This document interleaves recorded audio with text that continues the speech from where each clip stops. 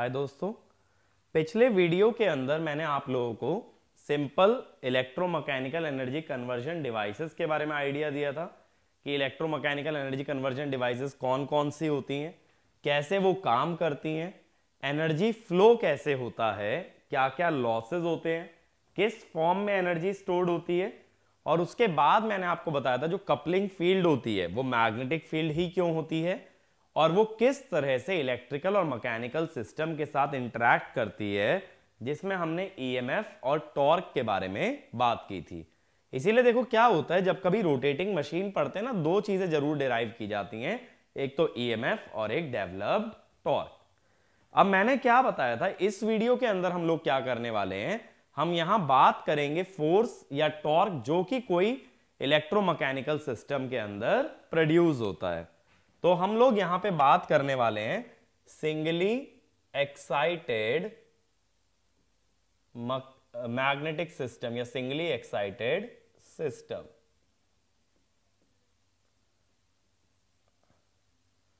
Singly excited का मतलब जिसके अंदर एक ही तरह का सोर्स हो या एक ही तरह की एक्साइटेशन हो।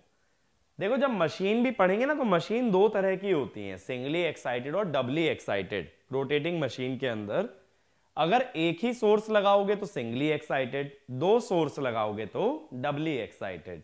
तो मैं बात करूंगा यहां किसकी, सिंगली एक्साइटेड सिस्टम की। और यहां पे ज्यादातर बात होगी इलेक्ट्रोमैकेनिकल या इलेक्ट्रोमैग्नेटिक रिलेज की, जो कि फोर्स प्रोड्यूस करते हैं जब उन्हें करंट दिया जाता है। तो उस सब के बारे में बात करेंगे। अब देखो क्या होता है, एक मान लो मैं टॉरॉइडल कोर ले लेता हूं, ठीक है। एक मैंने टॉरॉइडल कोर ले लिया। अब मैं इसके ऊपर एक वाइंडिंग डाल रहा हूं।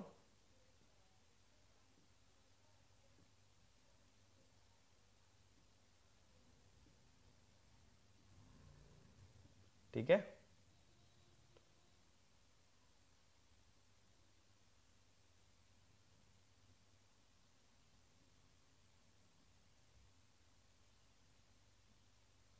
ये हम वाइंडिंग बना लेते हैं।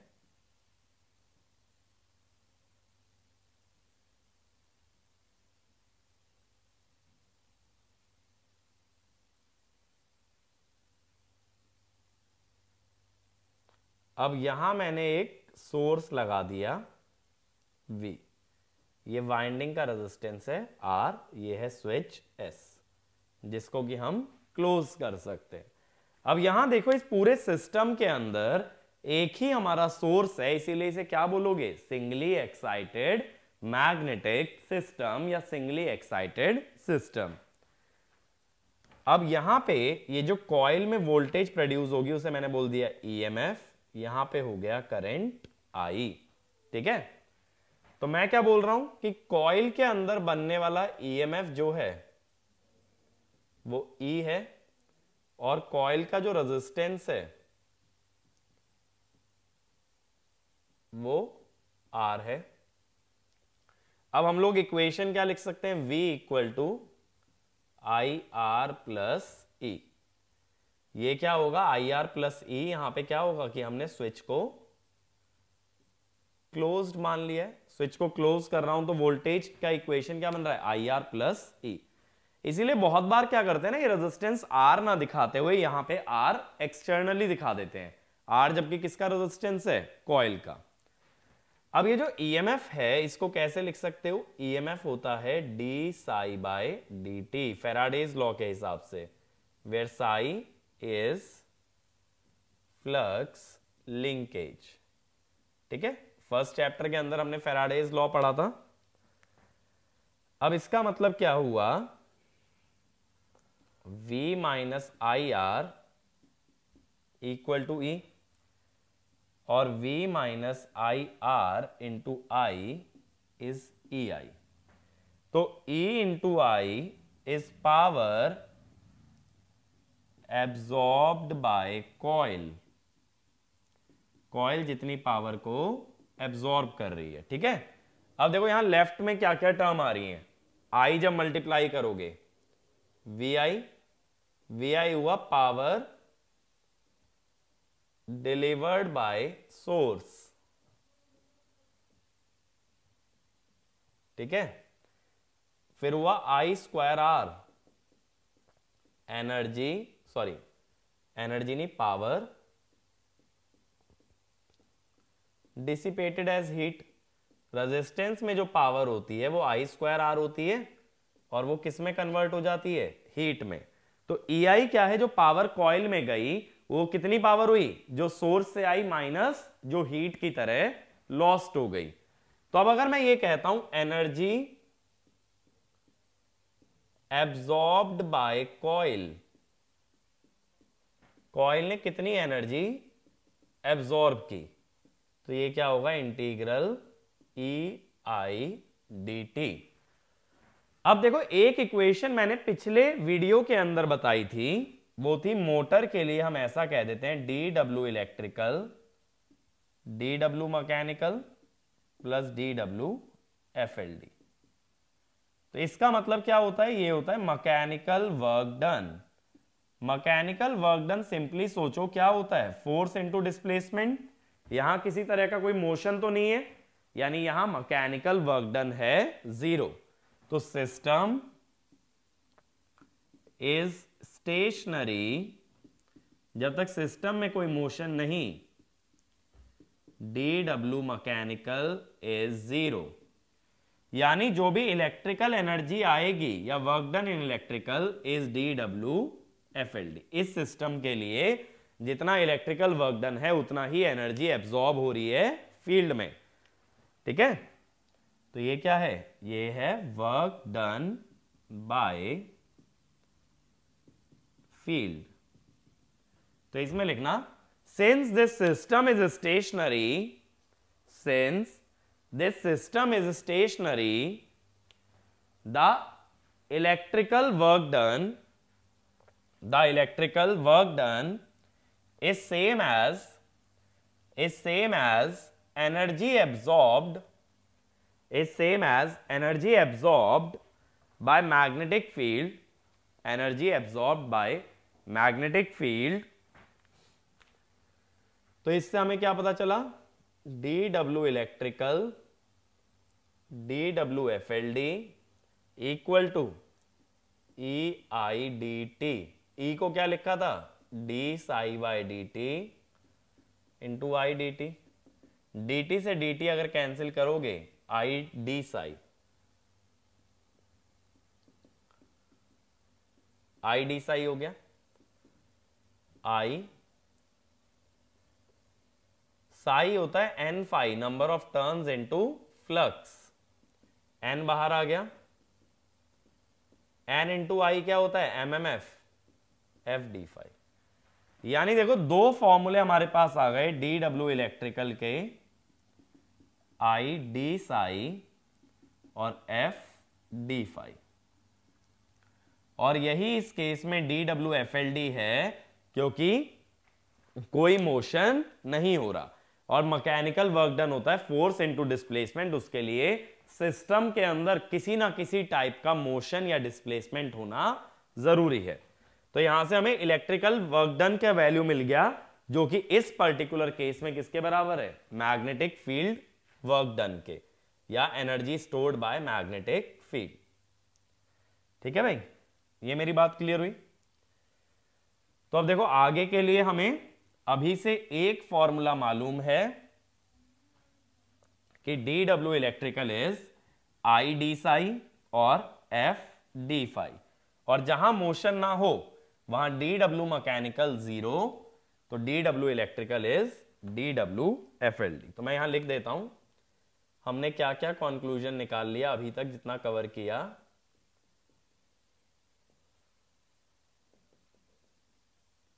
ठीक है, और फॉर स्टैटिक सिस्टम यानी जहां कोई मोशन ना हो,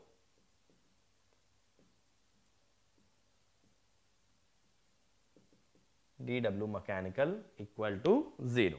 ठीक है, अब अगला लिखना magnetic energy stored, magnetic energy stored. अब यहां देखो लॉजिक समझना, जो डेरिवेशन मैं करने वाला हूं पहले उसका लॉजिक समझो। मुझे इलेक्ट्रिकल वर्क डन के बारे में आइडिया हो गया, सही है, कितना होता है एफ डी फाई या आई डी साई, ये इलेक्ट्रिकल वर्क डन होता है। अगर मैं सिस्टम को स्टेशनरी रख दूं तो मैकेनिकल वर्क डन जीरो रहेगा, तो इलेक्ट्रिकल वर्क डन किसके बराबर होगा, D W F L D. D W F L D का मतलब energy absorb by magnetic field. तो अगर मैग्नेटिक फील्ड की एनर्जी निकालनी है तो डी डब्ल्यू इलेक्ट्रिकल से ही आएगी, but for a stationary system. तो इसमें लिखना if the system is at rest, if the system is eight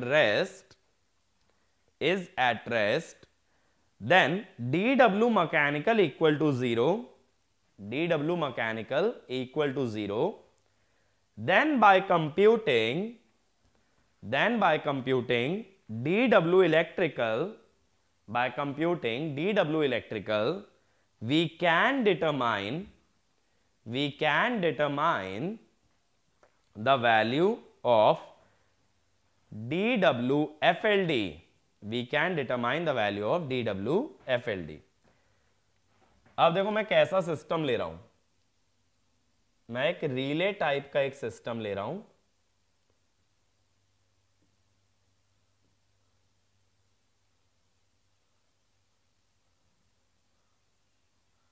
ठीक है, ये एक इलेक्ट्रोमैग्नेट हो गया ना, इसके ऊपर एक कॉइल आ गई। इलेक्ट्रोमैग्नेट का मतलब क्या था, जिसमें कि करंट फ्लो करा के मैग्नेटिज्म प्रोड्यूस किया जाए। देखो ये मैग्नेट का बचा हुआ हिस्सा है।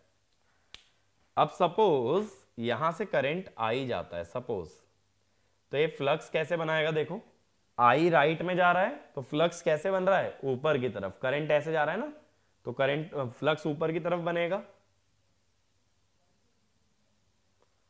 ये फ्लक्स बन गया, ये ऐसे एयर से होता हुआ अपना क्लोज लूप पूरा कर लेगा। अब देखो मैग्नेटिक फील्ड जाती है नॉर्थ पोल से साउथ पोल, तो ये नॉर्थ साउथ बन गए, तो ये इसको अट्रैक्ट करेगा, नॉर्थ विल अट्रैक्ट साउथ। लेकिन मुझे सिस्टम को क्या रखना है, स्टेशनरी, ताकि डी डब्ल्यू इलेक्ट्रिकल किसके बराबर हो जाए, D W F L D के।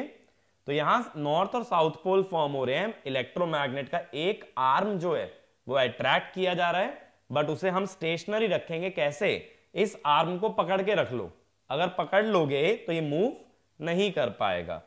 और इसको मैंने दिखा दिया एयर गैप जी। अब पहले की तरह ही देखो मैं यहां सोर्स दिखा देता हूं, और चाहो तो ना रेजिस्टेंस अलग से दिखा दो।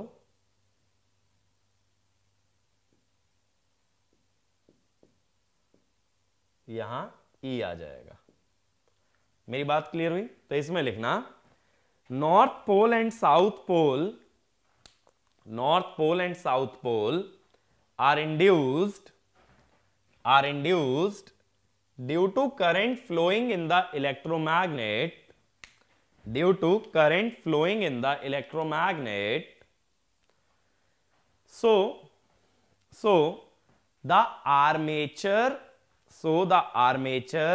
of electromagnet, so the armature of electromagnet is attracted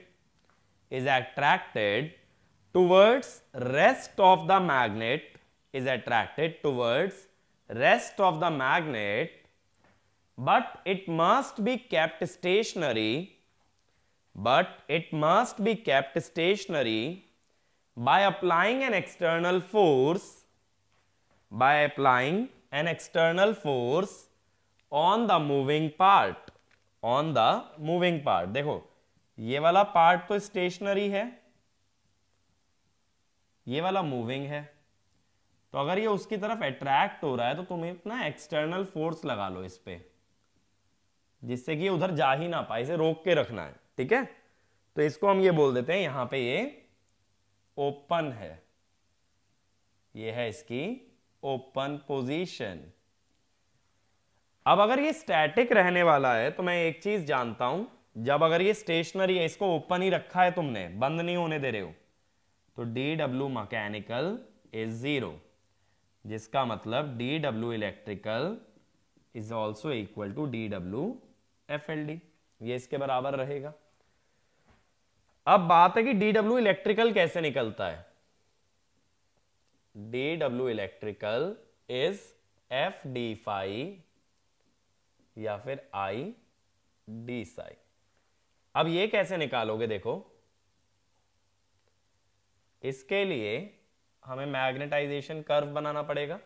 magnetisation curve किसका बनाओगे, देखो या तो यहां पे बना लो साई वर्सेस आई, या फिर दूसरा ग्राफ तुम बना सकते हो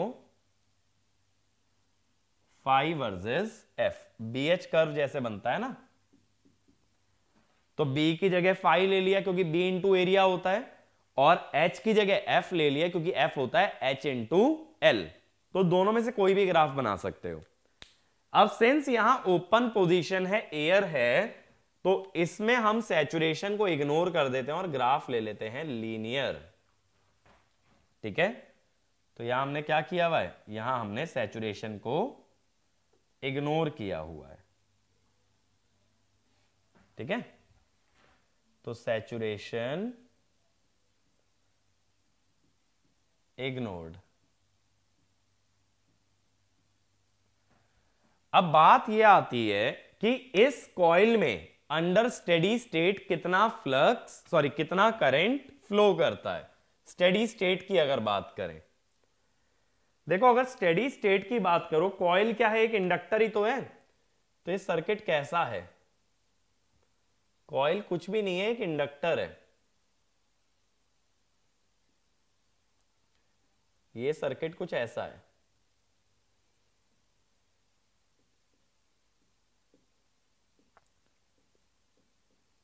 तो मैं क्या कह सकता हूं कि अंडर स्टेडी स्टेट इंडक्टर को तो शॉर्ट कर दिया जाता है। अगर इंडक्टर को शॉर्ट कर दिया जाता है तो हम क्या जानते हैं कि E हो जाएगा 0। तो I को मैं लिख देता हूं I1, दैट इज V/R। तो स्टेडी स्टेट में जब एक बार स्विच क्लोज करोगे, स्विच क्लोज करने के बाद जब स्टेडी स्टेट आएगी तो करंट कितना रहेगा, V/R। तो यहां मैं यही करंट दिखा देता हूं, देखो ये है I1 और इस पे आने वाला फ्लक्स लिंकेज है Ψ1। सेम वे में ये है F1 which is equal to N I1। N इसके नंबर ऑफ टर्न्स हैं, लेकिन उस ग्राफ में एक्स एक्सिस क्या है, MMF है rather than rather than current, और ये है Φ1। तो ये मैंने स्टेडी स्टेट वाला पॉइंट दिखा दिया। अब देखो जब स्विच ओपन रहा होगा तब क्या होगा, स्विच ओपन रहा होगा तो करंट 0 रहा होगा और MMF भी 0 होगा। करंट और MMF दोनों 0 हैं, तो ये ग्राफ कहां से शुरू करोगे, ओरिजिन से। स्टेडी स्टेट में करंट आ गया V/R, करंट अगर V/R आ गया तो हम कहां पे आ गए, I1 पे।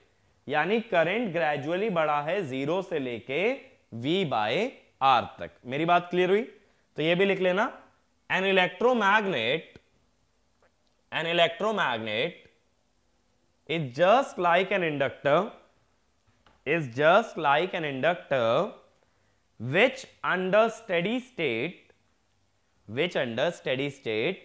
behaves as short circuit, ठीक है। अब मुझे DW इलेक्ट्रिकल दिखाना है, FD फाई और ID साई। पहले ID साई में देखोगे तो साई में हमें चेंज लेना है, देखो ऐसे दिखाते हैं। ठीक है, ये करंट है हमारा I और ये छोटा सा एरिया हो गया D साई। तो ये जो मैं शेडेड एरिया बना रहा हूं ना, एक तरह से स्ट्रिप का एरिया, तो ये क्या हो गया, ये हो गया DW इलेक्ट्रिकल। और DW इलेक्ट्रिकल किसके बराबर है, DW FLD के, है ना, क्योंकि DW मैकेनिकल 0 था। ऐसे इधर देखो, इधर है FD फाई, तो फाई में चेंज लेना है, फाई माने y एक्सिस।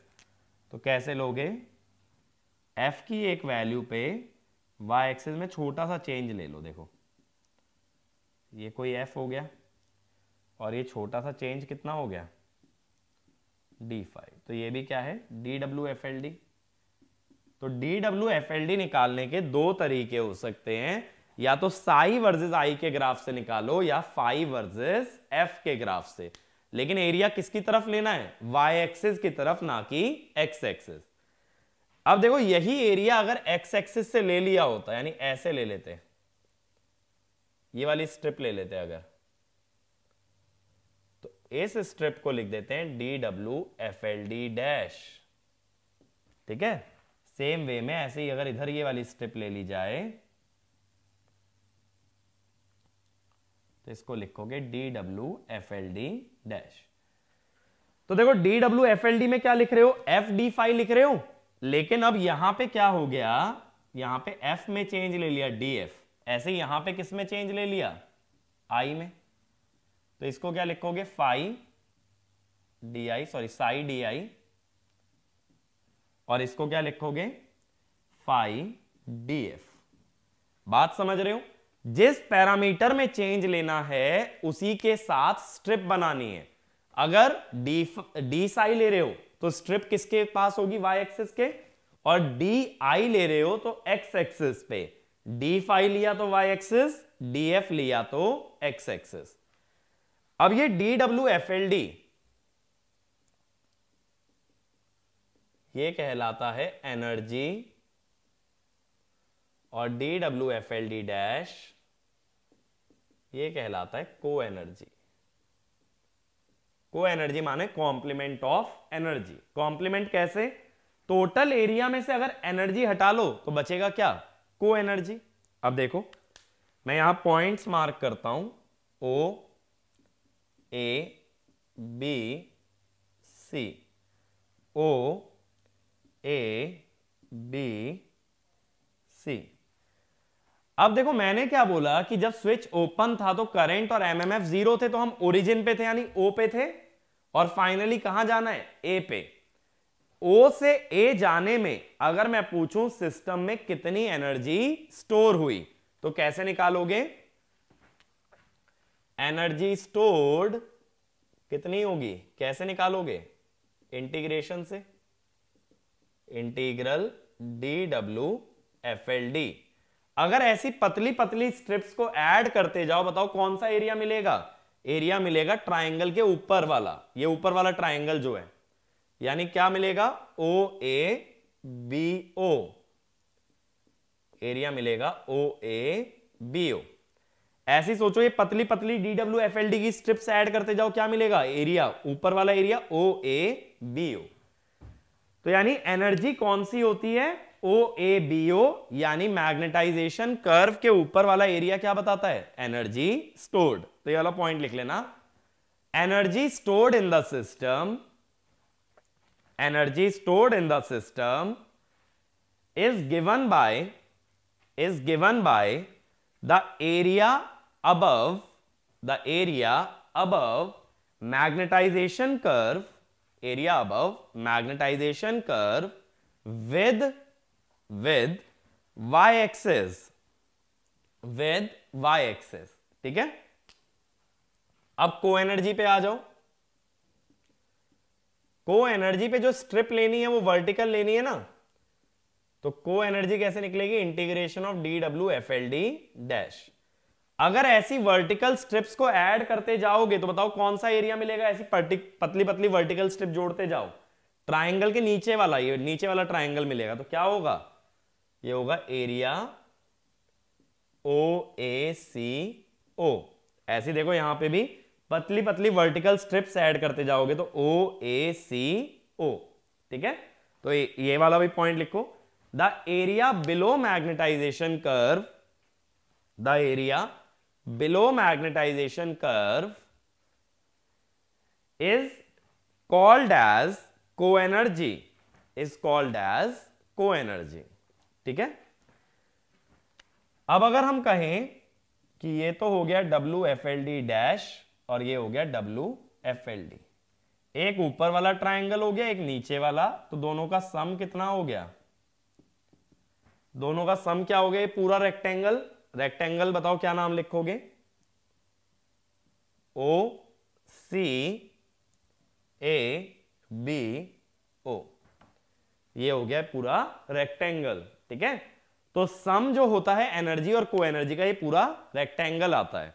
अब एक रेक्टेंगल का जो डायगोनल है वो उसे दो बराबर एरियाज में डिवाइड करता है, यानी यहां पे एनर्जी और को एनर्जी एक्चुअल में सेम है। रेक्टेंगल का जो डायगोनल है it divides the rectangle into two equal parts. ठीक है, तो ये वाला भी पॉइंट लिख लेना। For linear magnetisation curve, for linear magnetisation curve energy and co-energy are equal, energy and co-energy are equal because a diagonal divides the rectangle in two equal parts, तो यानी ये जो दोनों वैल्यूज आएंगी आधा आ जाएगी ना टोटल एरिया से। टोटल बताओ रेक्टेंगल का एरिया कैसे निकालते हो, that is width into height. Height कितनी है साई1, विड्थ कितनी है i1, तो ये क्या हो गया हाफ साई1 i1। ऐसे इधर देखोगे f1 और हाइट है phi1, हाफ f1 phi1, या जनरली ऐसे लिख दो हाफ साई इंटू आई या हाफ f इंटू फाई। ठीक है, तो एनर्जी और को एनर्जी हो गई है। अब देखो इसमें और क्या क्या फॉर्मूले लगा सकते हो। लीनियर ग्राफ है ना, सैचुरेशन इग्नोर्ड है,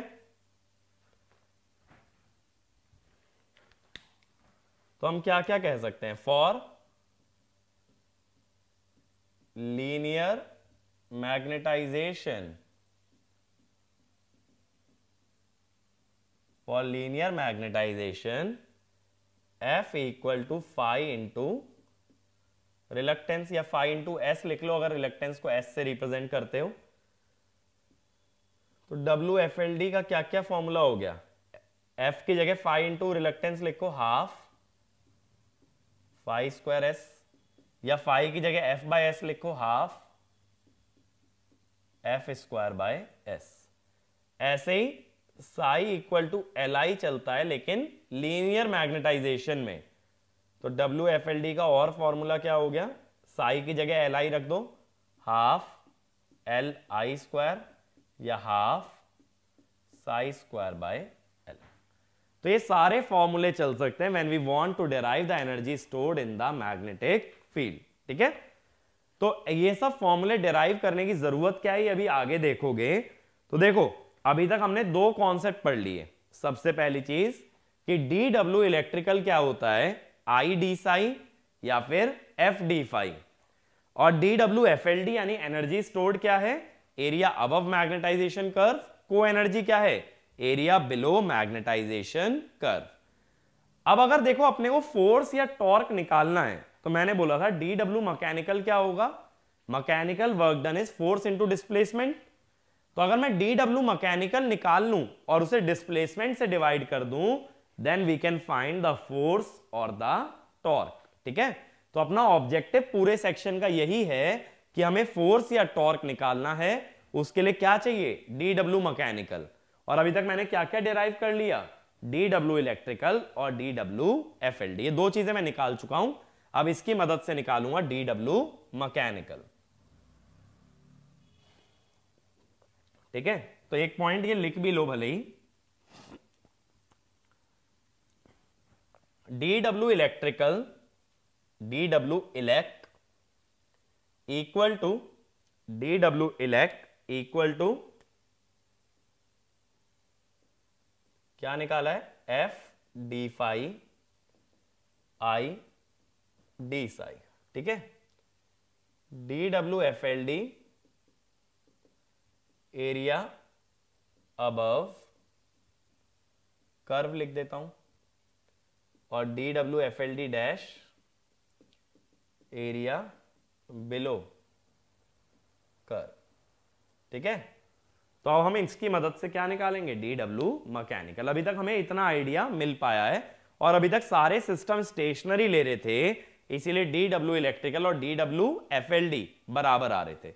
लेकिन अब मैं मोशन की बात करने वाला हूं और मोशन की बात करूंगा तो dw मैकेनिकल को 0 नहीं ले पाओगे। अब मोशन कैसे बात होगी, बात को समझना, मोशन के बारे में कैसे बात होगी। अब ये जो तुमने एक्सटर्नल फोर्स लगा के इसे रोका हुआ था, अब इसे हटा लो, ये एक्सटर्नल फोर्स हटा लें। तो नॉर्थ पोल जब साउथ पोल को अट्रैक्ट करेगा तो ये वाली जो ब्रांच है ये तुरंत मूव करके किस पे आ जाएगी, नॉर्थ पे। और जब ये मूव करेगी यानी कि तुम मोशन को कंसीडर कर रहे हो, तो एक पोजीशन अगर ओपन बनेगी तो ऐसी ही एक पोजीशन क्या बनेगी, क्लोज्ड। अब देखो क्लोज्ड वाली कैसी बनेगी, जब ये ब्रांच घूम के आ जाएगी इस पे तो एक तरह से ये इलेक्ट्रोमैग्नेट क्लोज हो जाएगा ना, इस टाइप से बंद हो जाएगा। यानी अब इसके अंदर जो एयर गैप मैंने जी दिखाया था वो हट जाएगा। तो ये वाली पोजीशन कौन सी है अपनी, क्लोज्ड पोजीशन है, ठीक है, वी ई, तो ये है क्लोज्ड।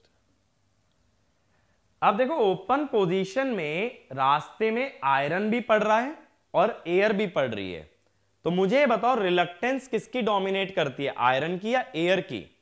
रिलक्टेंस डोमिनेट करती है हमेशा एयर की।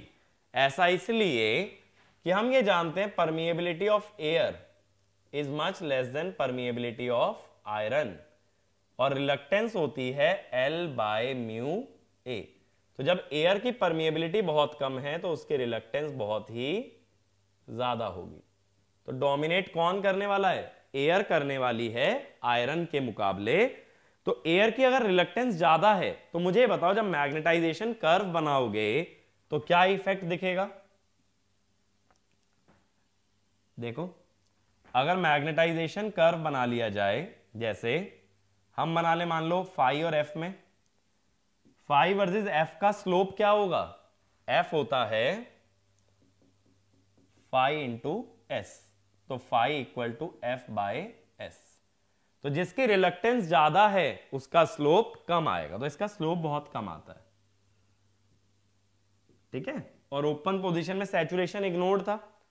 अब क्लोज्ड में सिर्फ आयरन आयरन है, क्लोज्ड में अगर सिर्फ आयरन ही आयरन है तो उसकी रिलक्टेंस कम है, रिलक्टेंस कम है तो स्लोप ज्यादा आएगा, स्लोप ज्यादा आएगा तो ये काफी ऊपर से जाता है ऐसे, इस टाइप से ये वाला कर्व हो जाता है अपना क्लोज्ड का, ठीक है। तो ये वाला पॉइंट लिखना, in open position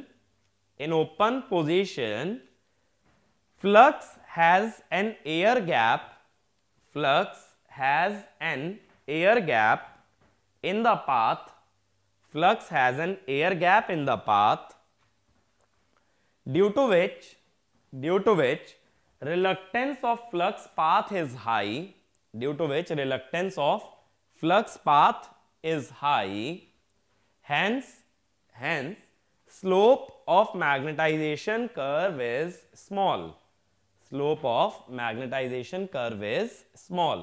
Second point, in closed position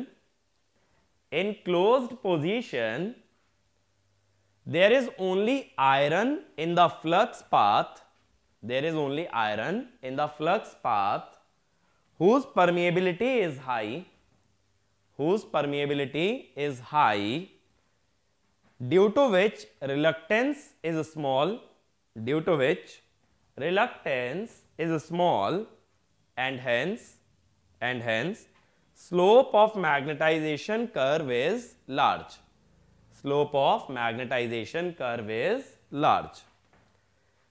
अब देखो अगर इन दोनों ही सर्किट में मैं बात करूं कि करंट कैसे लिखोगे, करंट लिखोगे V minus E by R, और स्टेडी स्टेट में इंडक्टर हो जाता है शॉर्ट, तो ईएमएफ क्या होगा, 0, तो करंट जिसको हम I1 कह रहे थे V बाय R, ठीक है। चाहे ओपन हो चाहे क्लोज, स्टेडी स्टेट में करंट आता है I1, एमएमएफ होता है F1, ये phi1, ठीक है। ऐसे ही स्टेडी स्टेट में करंट होता है I1 और MMF होता है NI1, और इस पे आने वाला फ्लक्स इसको मैंने बोल दिया phi2, ठीक है। तो अंडर स्टेडी स्टेट ओपन हो या क्लोज्ड करंट और MMF सेम आता है बट फ्लक्स अलग आता है। बताओ फ्लक्स ज्यादा किसमें, ओपन में या क्लोज्ड में? तो फ्लक्स ज्यादा है क्लोज्ड के अंदर क्योंकि उसका स्लोप ज्यादा है। और कर्व के ऊपर वाले एरिया को क्या बोलते हो भाई? कर्व के ऊपर वाले एरिया को बोलते हो WFLD, नीचे वाले को WFLD डैश, ऐसे ऊपर वाले को WFLD, नीचे वाले को WFLD डैश, ठीक है। ये मेरा पॉइंट क्लियर हुआ। अब देखो आगे हमें बात क्या करनी है, मोशन की बात करनी है। तो बात ये होगी कि ये ओपन से क्लोज्ड पोजीशन गया कैसे, ठीक है। ओपन से क्लोज किस टाइप का मोशन है, उससे मैं क्या निकालना चाहूंगा? DW mechanical. और एक बार मैंने DW मैकेनिकल निकाल लिया तो उससे मैं क्या निकाल सकता हूं फिर? फोर्स या फिर टॉर्क। मेरा ऑब्जेक्टिव क्लियर है कि अब मैं इसको छोड़ दे रहा हूं जो आर्मेचर है, जिसकी वजह से ये ओपन से क्लोज्ड पोजीशन की तरफ भागेगा। ओपन वाला जो ग्राफ है उसका स्लोप बहुत ही कम है, क्लोज्ड वाला जो ग्राफ है उसका स्लोप बहुत ही ज्यादा है। क्यों? क्योंकि ओपन में एयर गैप है, क्लोज्ड में एयर गैप नहीं है। तो जब ये ओपन से क्लोज भाग रहा है तो मोशन की वजह से होगा मैकेनिकल वर्क डन, और जहां बात आएगी मैकेनिकल वर्क डन की वहां निकलेगा फोर्स या फिर टॉर्क। तो ये वाला भी पॉइंट लिख लो।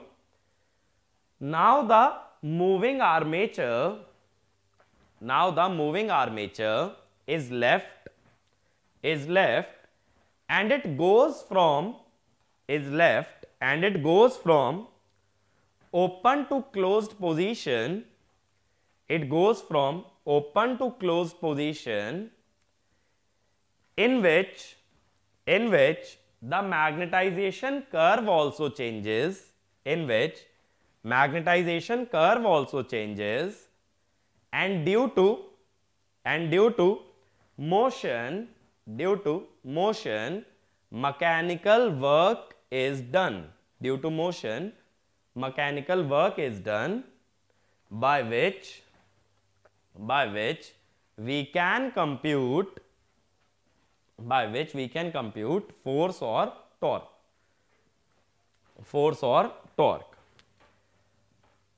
अब देखो पहला केस मैं ले रहा हूं स्लो मूवमेंट का, ठीक है। स्लो मूवमेंट का मतलब है कि आर्मेचर बहुत ही धीरे धीरे ओपन से क्लोज जा रहा है। अब ईएमएफ जो होता है वो होता है d psi बाय dt। तो हम क्या बोल रहे हैं, स्लो में ये dt है लार्ज, बहुत स्लोली जा रहा है, नहीं ज्यादा टाइम लग रहा है, तो ईएमएफ इज अप्रोक्सीमेटली 0। अब हमने करंट क्या लिखा था? करंट लिखा था V minus E by R, तो ये फिक्स हो गया V बाय आर पे, यानी कि I1 पे। तो इसमें लिखना when armature moves slowly from open to closed position, then dt is large, so EMF induced is almost zero. So current remains almost constant. अब देखना भाई मोशन कैसे होता है।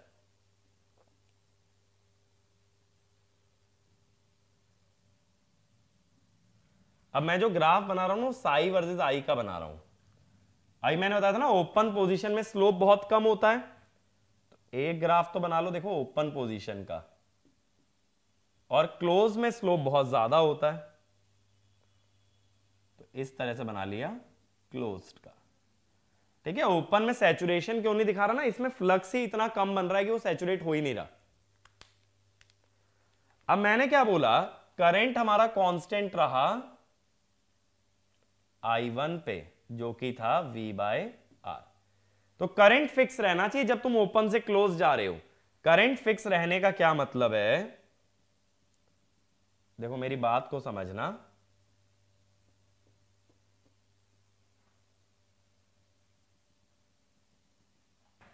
ये पहला फ्लक्स लिंकेज है और ये दूसरा, ये है एक तरह से ψ1 और ये है ψ2। अब अगर मैं यहां पॉइंट्स मार्क कर दूं थोड़ा सा इजी करने के लिए, O A dash B C D, ठीक है, बस इतना ही काफी है। अब देखो मैं बोल रहा हूं ये ओपन से क्लोज जा रहा है, ओपन से क्लोज माने नीचे वाले कर्व से ऊपर वाले कर्व पे, लेकिन करंट क्या रखना है हमें, कांस्टेंट। करंट कांस्टेंट का मतलब है ये ओपन से क्लोज इस रास्ते से गया है। बात क्लियर हुई? ओपन से क्लोज वर्टिकल लाइन पे गया। वर्टिकल लाइन क्यों? क्योंकि करंट था कांस्टेंट, तो करंट की वैल्यू नहीं बदलनी चाहिए, ठीक है। अब इसका मतलब है ये ए से ए डैश सीधा वर्टिकली अपवर्ड्स गया है। अब मुझे क्या निकालना है, दोबारा से याद करो, हमें क्या निकालना है, डी डब्ल्यू मैकेनिकल। उसके लिए दो क्वांटिटी चाहिए, डी डब्ल्यू इलेक्ट्रिकल और डी डब्ल्यू एफएलडी। अब डी डब्ल्यू इलेक्ट्रिकल कैसे निकालोगे, ये है आई डी साई, तो डब्ल्यू इलेक्ट्रिकल कितना होगा, इंटीग्रल आई डी साई। अब आई तो हमने कांस्टेंट रखा है I1 स्लो मूवमेंट के अंदर, तो आई बाहर आ गया, इंटीग्रल डी साई। अब देखो साई कहां से कहां तक वेरी हो रहा है, साई जा रहा है ψ1 से ψ2। ओपन पोजीशन में था ψ1, क्लोज्ड में है ψ2।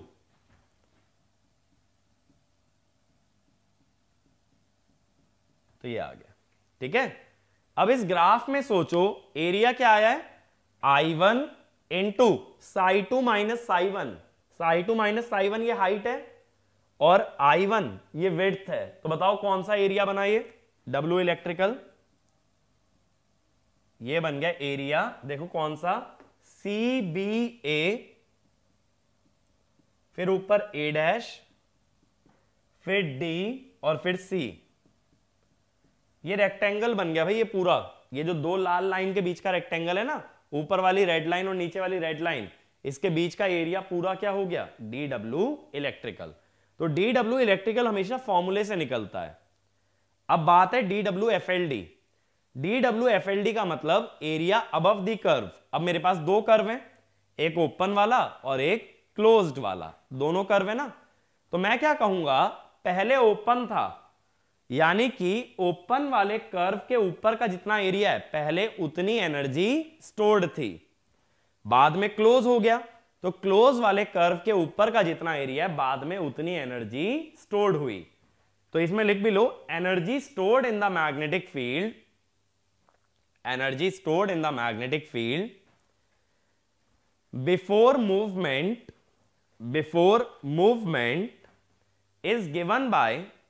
is given by area above magnetization curve in open position,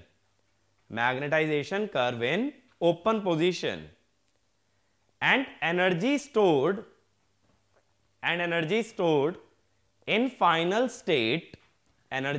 in final state is given by area above magnetization curve in closed position। तो अब अगर मैं तुमसे कहूं मुझे यह बताओ भाई एनर्जी स्टोर्ड में कितना चेंज आ गया, तो पहले कितनी थी, O A B C O, यही वाला तो एरिया लोगे भाई। पहले इतनी एनर्जी स्टोर्ड थी, ओपन वाले कर्व के ऊपर का एरिया देखो ना, पूरा मत ले लेना ऊपर तक, बस ψ1 तक इतनी एनर्जी रही होगी, और बाद में कितनी हो गई होगी, बाद में क्लोज्ड वाले के ऊपर वाला एरिया ले लो, बाद में ये हो गई होगी। बात समझ आ रही है मेरी? बाद में ये वाली एनर्जी आ गई होगी। तो मैं कहूंगा चेंज कितना आया, WFLD closed minus WFLD open, final minus initial. तो फाइनल यानी कि लाल वाला एरिया को क्या नाम दोगे भाई? एरिया OBA-DCO, OBA-DCO ग्रीन वाला एरिया हुआ ना, माइनस ओपन यानी लाल वाला एरिया, लाल वाले एरिया को क्या नाम दोगे? OABCO, OABCO। अब देखो इसका क्या मतलब हुआ, जो W इलेक्ट्रिकल है उतना वर्क डन इलेक्ट्रिकल सोर्स ने किया, जो भी तुमने सोर्स लगाया उसने कितना वर्क डन किया, ये वाला एरिया, उसमें से इतनी एनर्जी मैग्नेटिक फील्ड के अंदर बदल गई, या इतना उसका हिस्सा मैग्नेटिक फील्ड में चला गया। अब हमें जानना क्या है? Mechanical work done. हमें जानना क्या है? Mechanical work done. तो हम एनर्जी कंजर्वेशन में क्या जानते हैं? Electrical work done is mechanical work done plus change in energy stored. WFLD भी लिख सकते हो या डेल्टा WFLD, ठीक है। यानी W मैकेनिकल कितना हुआ?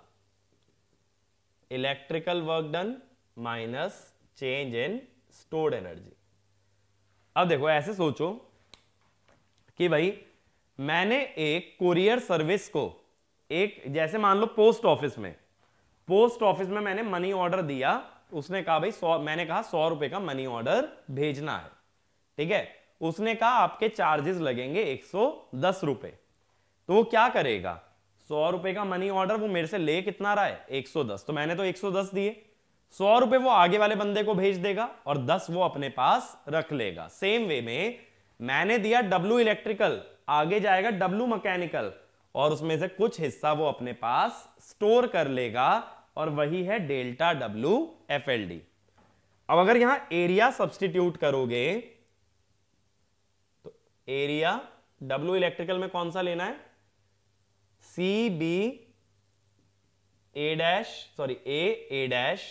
A-DC। डेल्टा WFLD सब्ट्रैक्ट करना है, यानी minus area OBA-DCO plus area, minus minus plus हो जाएगा ना सेकंड वाला, OABCO। अब ये देखना ये एरिया कौन सा आया। तो ये वाला एरिया कौन सा है जो OBA-DCO है? OBA-DCO ग्रीन वाला एरिया है, ठीक है। ये वाला ग्रीन है, ये वाला एरिया रेड वाला एरिया है। तो जो ऐड होने हैं ना उसको रेड में ही शो कर देता हूं, या एक काम करो ये इलेक्ट्रिकल वाला ना ब्लैक में कर देते हैं। ब्लैक में क्या है? CB, ये वाला एरिया,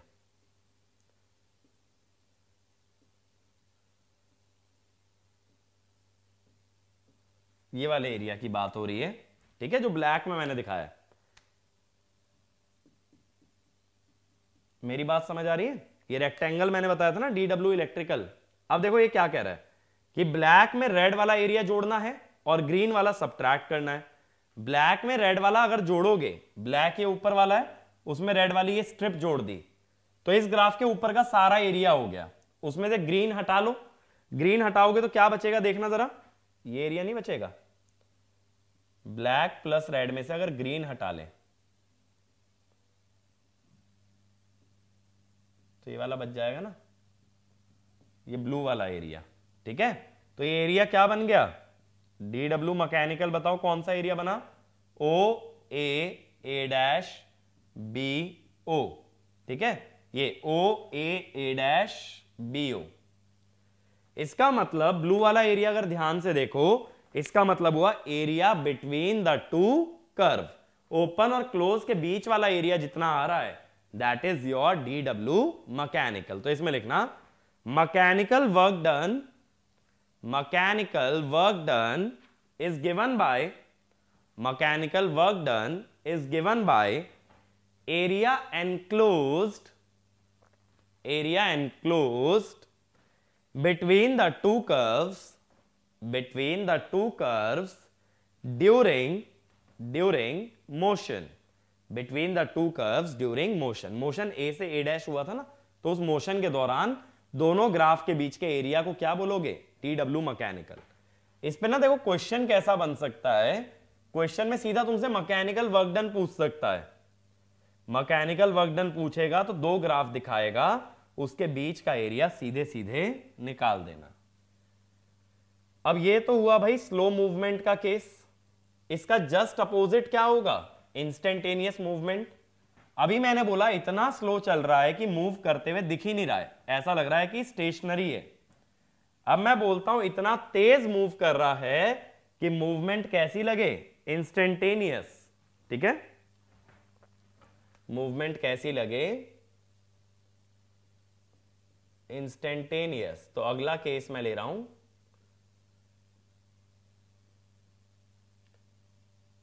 इंस्टेंटेनियस मूवमेंट का। अब इंस्टेंटेनियस मूवमेंट में क्या होगा? हम एक चीज जानते हैं कि flux can not change suddenly. Flux या फ्लक्स लिंकेज अचानक से नहीं बदल सकता।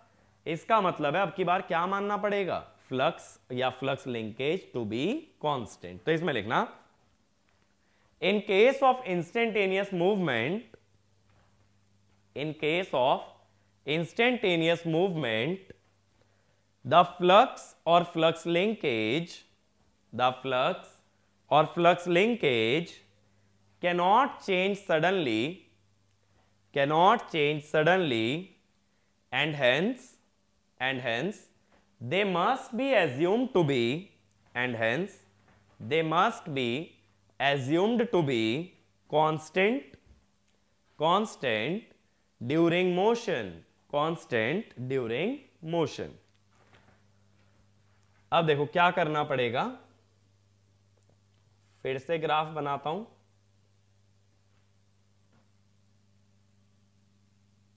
मेरी बात को समझने की कोशिश करना। ये साई और ये आई। ओपन वाला तो लो स्लोप वाला था, तो ये हो गया ओपन। ये करंट क्या है? I1। क्लोज वाला ज्यादा स्लोप वाला ग्राफ है, तो ये हो गया क्लोज्ड वाला ग्राफ। ठीक है, इसमें सैचुरेशन भी दिखानी पड़ती है क्योंकि फ्लक्स बहुत ज्यादा है।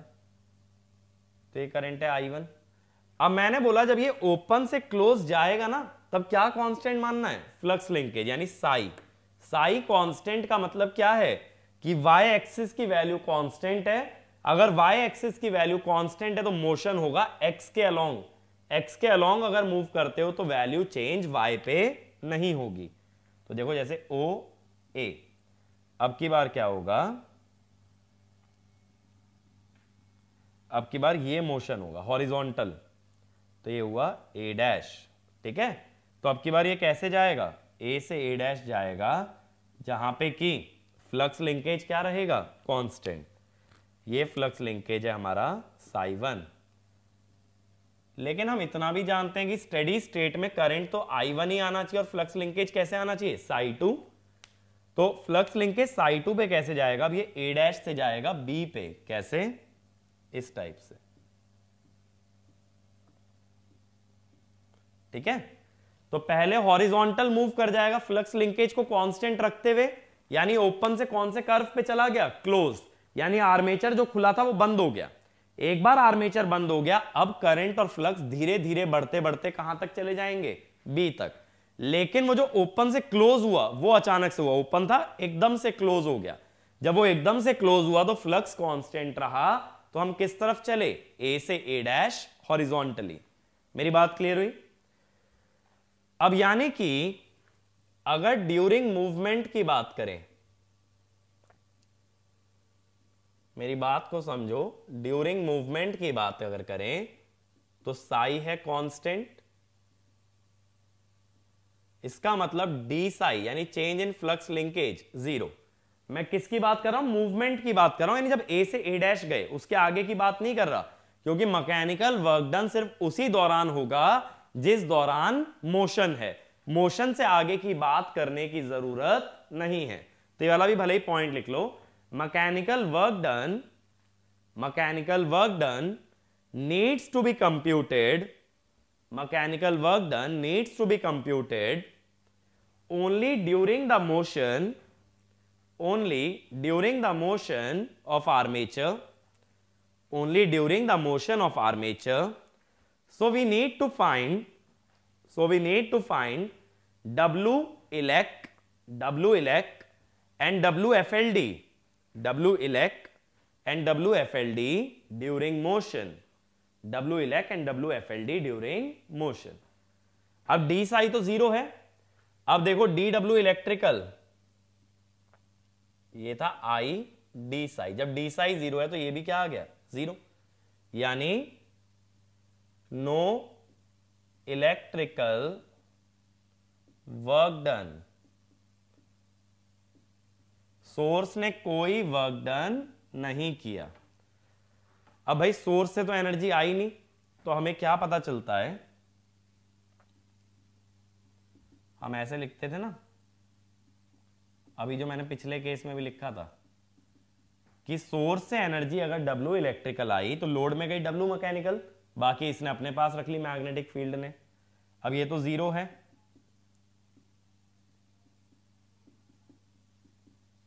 मैं जीरो क्यों बोल रहा हूं ना, इसका इंटीग्रेशन जीरो का जीरो ही तो आएगा, तो यानी W मैकेनिकल कितना हो गया, माइनस डेल्टा W FLD, यानी WFLD open minus WFLD closed.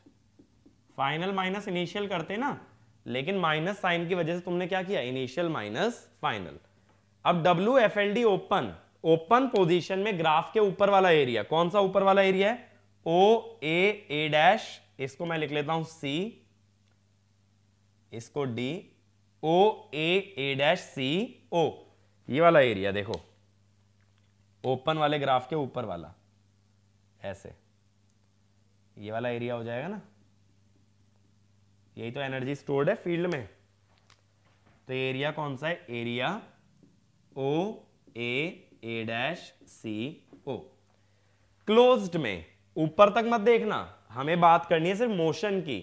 Closed वाले कर्व के ऊपर वाला एरिया तो यही है, ये देखो मैंने जो छोटा सा शेड कर दिया, तो ये क्या है, OA डैश CO।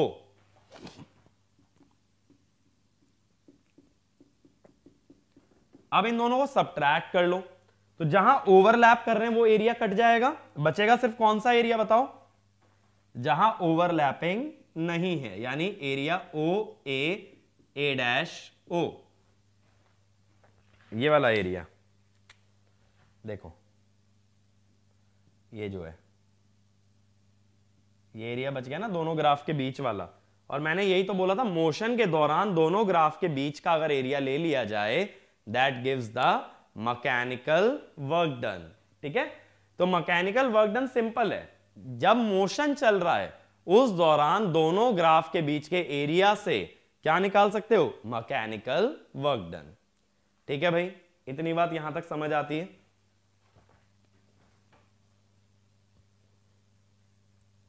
तो इसमें भी लिख लेना, again the area between the to curves, again the area between the to curves during motion gives mechanical work done, during motion gives mechanical work done। अब लेकिन देखो यहां पे मोशन के बाद भी अगर ग्राफ आपने ड्रॉ किया है तो कॉपी में देखना, मोशन के बाद भी A डैश से B की तरफ गए थे ना, A डैश से B की तरफ जब गए थे तो वो क्लोज्ड वाले कर्व पे ही चल के गए थे। तो उस दौरान क्या था कि क्लोज तो हो चुका था, अब मोशन तो है नहीं, यानी मैकेनिकल वर्क डन है ही नहीं। तो उस दौरान क्या होगा, जब एक ही ग्राफ पे मूव कर रहे हो, सिस्टम स्टेशनरी है, तो जितना भी सोर्स एनर्जी डिलीवर करेगा वो किस में जाएगी, फील्ड में।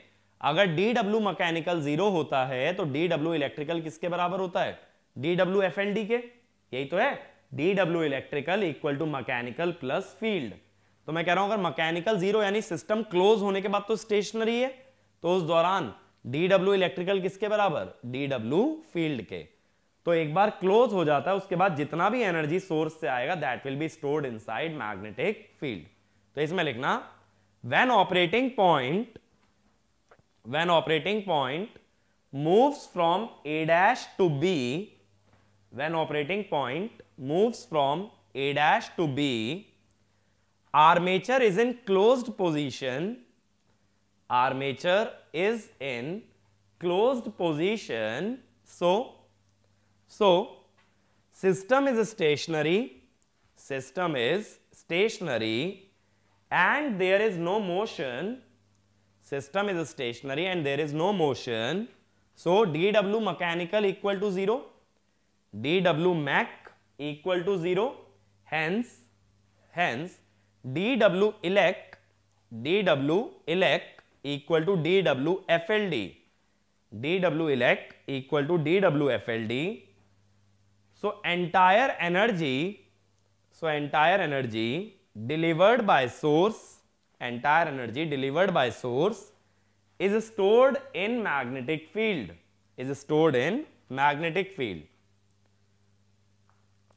अब लास्ट केस दोनों के बीच का यानी ट्रांजिएंट मूवमेंट, ना तो एकदम स्लो ना ही एकदम फास्ट। अगेन ट्रांजिएंट मूवमेंट के लिए भी क्या करना पड़ेगा भाई, दो ग्राफ बनाओगे, एक ओपन पोजीशन का और एक क्लोज्ड का, साई वर्सेस आई। ओपन वाले का स्लोप कम रहेगा क्योंकि रिलक्टेंस ज्यादा है, क्लोज्ड वाले का स्लोप ज्यादा आएगा क्योंकि रिलक्टेंस कम है। ठीक है, स्टेडी स्टेट करंट हम दिखाते हैं I1 which is V by R। अब ना तो ये मूव करेगा हॉरिजॉन्टली ना ही ये मूव करेगा वर्टिकली। वर्टिकल मूवमेंट का मतलब क्या था, स्लो मूवमेंट, और हॉरिजॉन्टल का मतलब था फास्ट मूवमेंट। ठीक है, तो मैं ये पॉइंट्स भी दिखा देता हूं, A O B C D E। अब मैं ये कह रहा हूं जो A डैश में दिखाता था ये सडनली नहीं जाएगा, ना हॉरिजॉन्टल ना वर्टिकल, ये बीच में से जाएगा इस टाइप से। ये हो गया A डैश हमारा। ठीक है, और ये F बोल दो फिर। अब मोशन इसी दौरान है A से A डैश, बट फाइनली कहां जाना है, स्टेडी स्टेट में B पे। तो A डैश से B फिर ये क्लोज्ड वाले कर्व पे ही जाएगा। क्लोज वाले या एक ही कर्व पे रहने का मतलब कि कोई मोशन नहीं है, और मोशन नहीं हुआ तो ये जो कर्व आ रहा है A डैश से B वाला, यहां आर्मेचर क्लोज्ड है, वो क्लोज पे आ चुका है। आर्मेचर क्लोज तो DW मैकेनिकल फिक्स हो चुका है 0, तो DW electrical equal to DW FLD। फिर ये बस अपनी सारी एनर्जी किसमें दे रहा है, फील्ड में, जब एक ही ग्राफ पे है। अब मुझे अगेन क्या जानना है, DW मैकेनिकल। तो मैकेनिकल के लिए मोशन के दौरान वाला इंटरवल लोगे, यानी जब A से A डैश गए थे। अब देखो ये वाला फ्लक्स हो गया psi1, ये हो गया सपोज psi3, और ये हो गया psi2। सबसे पहले DW इलेक्ट्रिकल की बात कर लेते हैं। I d psi, तो W इलेक्ट्रिकल कितना है, integral I d psi। I d psi का मतलब क्या है कि I को फिक्स रखते हुए psi के साथ एरिया लेना है। देखो इस टाइप से, ठीक है, ये एरिया लेना है। तो इसका मतलब ऐसी पतली पतली स्ट्रिप को जोड़ के कौन सा एरिया आएगा, ये आएगा DEA A डैश FD। तो कौन सा एरिया आ रहा है, ये area DEA A dash FD, ये वाला एरिया। मैं इसको शेड भी कर देता हूं, ब्लैक में मैं शेड कर रहा हूं, ये वाला एरिया। ठीक है, ये वाला एरिया आ गया, ये हो गया DW इलेक्ट्रिकल या W इलेक्ट्रिकल। अब बात है चेंज इन WFLD, ये कैसे निकालोगे? यानी WFLD closed minus WFLD open. Close वाले ग्राफ के ऊपर का एरिया कौन सा होगा? मैं अब ब्लू में शेड कर रहा हूं, ये वाला एरिया, क्लोज वाले ग्राफ के ऊपर का एरिया। बताओ भाई नाम क्या दोगे इसको? इसको नाम दिया जाएगा एरिया, क्या दोगे? OEA-FDO। और ओपन के ऊपर वाला एरिया, अब मैं ग्रीन में शेड कर रहा हूं, ओपन यानी ये स्ट्रेट लाइन के ऊपर वाला एरिया ये होगा। तो इसको क्या नाम दोगे भाई? इसको नाम दोगे एरिया OAEDO। अब क्या कहोगे? अब कहोगे W mechanical is W electrical minus delta WFLD, यानी area DEA-FD minus area OEA-FDO plus area OAEDO। ठीक है, मैंने पहले में से दूसरा सब्ट्रैक्ट किया तो इसके आगे माइनस आ गया और ये माइनस माइनस हो गया प्लस। अब देखो ये पहले वाला एरिया W इलेक्ट्रिकल, ये ब्लैक वाला एरिया जो मैंने ब्लैक में शेड किया है, दूसरा एरिया है मेरा ब्लू वाला, और तीसरा एरिया है ग्रीन वाला। तो मैं क्या कह रहा हूं कि ब्लैक और ग्रीन को ऐड कर लो और ब्लू सब्ट्रैक्ट कर दो। ब्लैक ये ऊपर वाला है ना पूरा, इसमें ग्रीन नीचे वाला ऐड कर लिया, फिर ये ब्लू वाला हटा दिया। तो अब देखो कौन सा एरिया बच जाएगा? एरिया बच जाएगा ये वाला। ब्लैक में अगर ग्रीन ऐड करोगे और ब्लू सब्ट्रैक्ट कर दोगे तो ये वाला एरिया बच जाएगा। यानी ब्लैक और ग्रीन का वो वाला एरिया जो ब्लू से ओवरलैप नहीं कर रहा, ये एरिया। अगेन कौन सा एरिया आ गया? Area between the to curves. तो इस एरिया का वैल्यू क्या लिखोगे? नाम OAA- फिर EO, OAA-EO। तो ये आ गया area between the to curves. ठीक है, तो ये वाला पॉइंट लिख लेना। Mechanical work done is always given by area between the two curves only during motion। अब देखो हमने ये तो पता लगा लिया कि मैकेनिकल वर्क डन कैसे निकलता है। क्या मिल गया? कि भाई W मैकेनिकल, या चलो मैं दोबारा से सारे समराइज कर देता हूं। तो हम क्या कहेंगे? During movement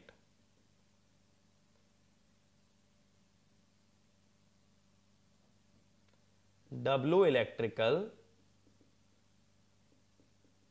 F d phi I d psi, change in WFLD closed minus WFLD open। WFLD area above magnetization curve, W mechanical area between two magnetization curve। लेकिन कब? सिर्फ ड्यूरिंग मूवमेंट। और हम और क्या जानते हैं? W electrical is delta WFLD plus W mechanical. तो ये चीज हमने पढ़ ली।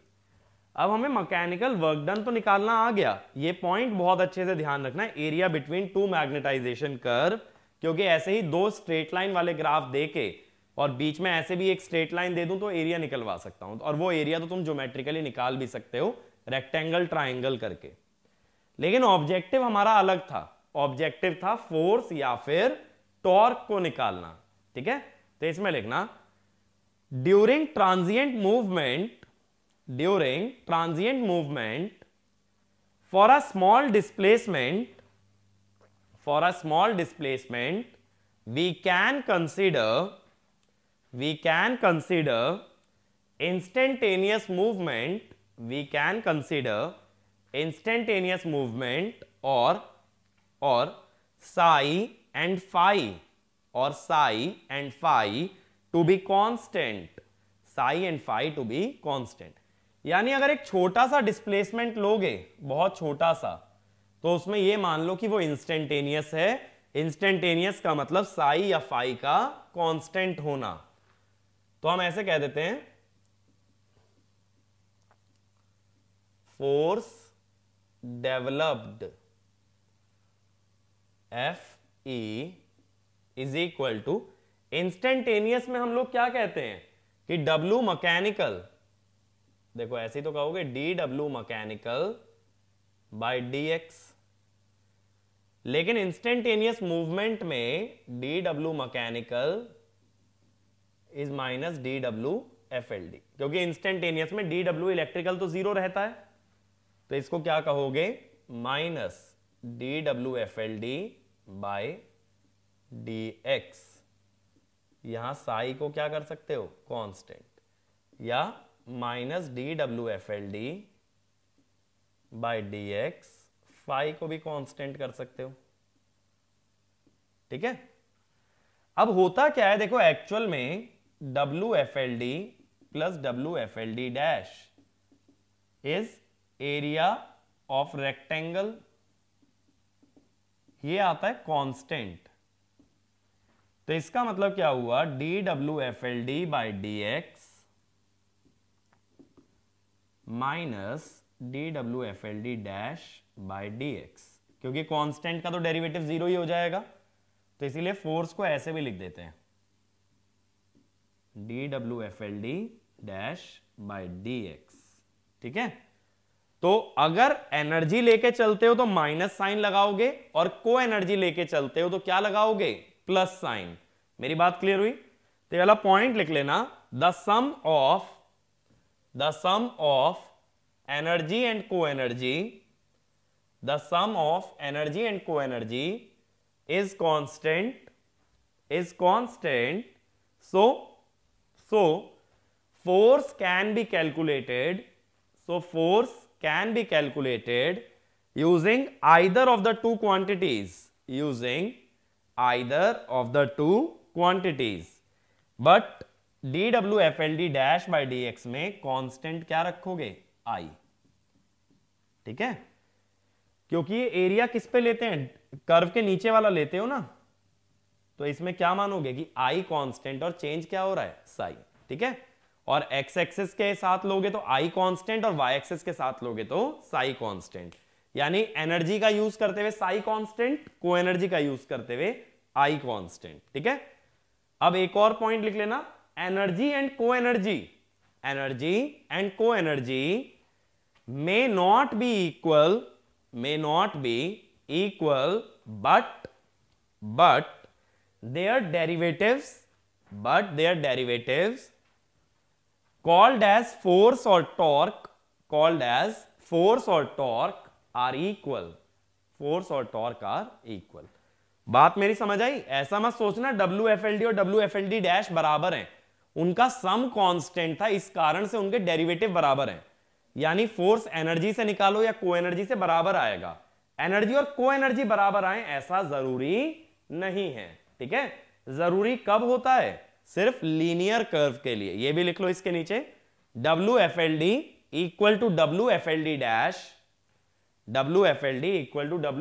Dash only for linear magnetisation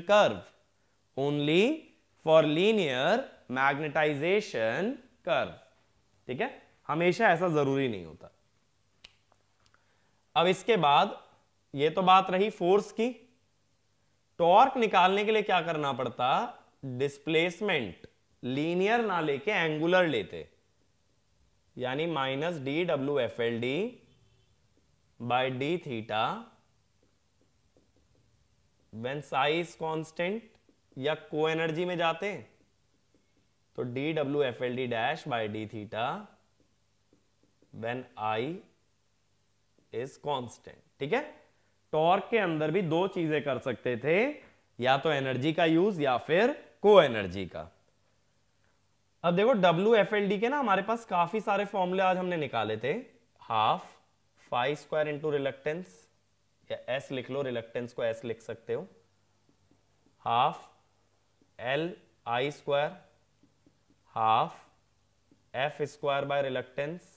ठीक है, और क्या लिख सकते हैं, half psi square by L। तो कोई भी फॉर्मूला लेकर के जब डेरिवेटिव लोगे विद रिस्पेक्ट टू डिस्प्लेसमेंट या with respect to angular displacement, तो क्या मिल जाएगा, फोर्स या फिर टॉर्क। मेरी बात क्लियर हुई? तो फोर्स और टॉर्क के लिए पहले क्या निकालना पड़ता है, WFLD, और फिर उसके डेरिवेटिव से क्या आ जाता है, फोर्स या फिर टॉर्क। और WFLD का मैंने तुम्हें फॉर्मूला काफी सारे बता रखे हैं। ठीक है ना, तो ये पॉइंट क्लियर है। तो इस पूरे टॉपिक में दो तरह के क्वेश्चन बना सकता हूं। सबसे पहला क्वेश्चन बन सकता है W मैकेनिकल निकालने के लिए, और उसमें क्या बनेगा, area between the two magnetisation curve. और दूसरा क्वेश्चन फोर्स या टॉर्क निकालने के लिए, उसमें क्या करना पड़ता है, पहले एनर्जी स्टोर्ड निकालोगे WFLD, और फिर उसका डेरिवेटिव ले लोगे, और उससे क्या मिल जाएगा, फोर्स या फिर टॉर्क। ठीक है भाई। अब इसके अंदर ना देखो कुछ पॉइंट्स नोट करना, एक थ्योरी क्वेश्चन और हम लोग बना सकते हैं। तो इसमें लिखना, electromagnetic torque developed in any physical system acts in a direction to tend to first point decrease stored energy at constant psi or phi, decrease stored energy at constant psi or phi। देखो इसका क्या मतलब था, constant Sai माने कौन सा case, instantaneous वाला case. इसमें कैसे मूवमेंट हुई थी हमारी मूवमेंट ऐसे हुई थी ना। अब मैंने बोला था पहले स्टोर्ड एनर्जी कितनी थी, ये पूरा एरिया, और बाद में स्टोर्ड एनर्जी कितनी रह गई थी, सिर्फ ये वाला एरिया जो मैंने रेड में शेड कर दिया। तो इसका मतलब फोर्स या टॉर्क कैसे लगा, जिससे कि स्टोर्ड एनर्जी हमारी कम हो जाती है। ठीक है, तो ये बात क्लियर हुई। अगर साई या फाई कांस्टेंट है तो फोर्स की डायरेक्शन ऐसी होगी, टू रिड्यूस स्टोर्ड एनर्जी। अगला second point, increase the stored energy और को एनर्जी at constant current और MMF, कांस्टेंट करंट माने स्लो मूवमेंट वाला केस। याद करो स्लो मूवमेंट में कैसे बना था हमारा मोशन, वर्टिकल बना था ना, इस टाइप से हम गए थे। अब देखो पहले स्टोर्ड एनर्जी कौन सी थी, ओपन वाले कर्व का ऊपर वाला एरिया, और बाद में कौन सी हो गई थी, क्लोज्ड वाले कर्व का ऊपर वाला एरिया। अब मुझे बताओ दोनों में से कौन सा बड़ा है भाई, बड़ा है सेकंड वाला एरिया, यानी कि एनर्जी बढ़ गई। सेम वे में सोचो को एनर्जी पहले थी कर्व का नीचे वाला एरिया, ये वाला एरिया, और बाद में कौन सी हो गई, ये बड़े वाले कर्व का नीचे वाला एरिया। तो को एनर्जी भी क्या हो गई, इंक्रीज। तो अगर कांस्टेंट करंट रखते हो तो फोर्स ऐसे लगेगा कि एनर्जी और को एनर्जी बढ़े, और कांस्टेंट फ्लक्स रखते हो तो एनर्जी और को एनर्जी कम हो जाते हैं। तीसरा, डिक्रीज रिलक्टेंस, ऑब्वियस है, ओपन से क्लोज जाते हैं तो रिलक्टेंस घटती है, तो इसका मतलब है फोर्स ऐसे लगेगा जो रिलक्टेंस को कम करेगा। क्यों, क्योंकि flux always tries to achieve a path of minimum reluctance, तो वो ओपन से क्लोज जाने की कोशिश करेगा। अगला, increase परमियंस and inductance. Increase परमियंस and inductance. परमियंस क्या होती है? 1 upon reluctance, inductance n square by reluctance. तो जब तुम कह रहे हो कि रिलक्टेंस घट रही है तो परमियंस और इंडक्टेंस क्या होगी? बढ़ेगी। ठीक है। और लास्ट लिखना, decrease current I, decrease current I at constant flux linkage. Decrease current I at constant flux linkage, यानी देखो यहां पे देखो, जब फ्लक्स कांस्टेंट था तो करंट लेफ्ट में जा रहा है। करंट लेफ्ट में जाने का मतलब करंट इज डिक्रीजिंग। ठीक है। तो ये पॉइंट्स पे जो है ना, which of the following statement is true करके ऐसे क्वेश्चन बन सकता है। बट ये ध्यान रखना, जैसे ही तुमसे वो बोले कि भाई हम कांस्टेंट फ्लक्स की बात करें तो मोशन हॉरिजॉन्टल, कांस्टेंट करंट माने मोशन वर्टिकल। ठीक है। तो ये 3-4 जो मैंने छोटे छोटे पॉइंट्स बताए हैं ये याद रखना। अब हम इसके आगे क्या करेंगे ना, अगले लेक्चर के अंदर, अगले लेक्चर के अंदर हम लोग टॉर्क डिराइव करेंगे कि कैसे एक मशीन के अंदर एक टॉर्क प्रोड्यूस होता है। ठीक है। लेकिन इस लेक्चर को कंक्लूड करने से पहले एक क्वेश्चन मैं दे रहा हूं, तो क्वेश्चन नोट डाउन करो जिसका सॉल्यूशन अगले वीडियो में हम लोग डिस्कस करने वाले हैं। The figure shows an electromagnet used to lift an iron piece. Figure shows an electromagnet used to lift an iron piece. ठीक है। n equal to 1000, n equal to 1000, I equal to 1 ampere, n equal to 1000, I equal to 1 ampere, x equal to 0.5 mm, x equal to 0.5 mm, a equal to 1 centimetre square, a equal to 1 centimetre square. Calculate coil inductance, coil inductance, stored magnetic, second term stored magnetic field energy, stored magnetic field energy. Third, force on the iron piece, force on the iron piece. assume permeability of vacuum, assume permeability of vacuum equal to 4 pi into 10 to the power minus 7, equal to 4 pi into 10 to the power minus 7। ठीक है। और ये figure है।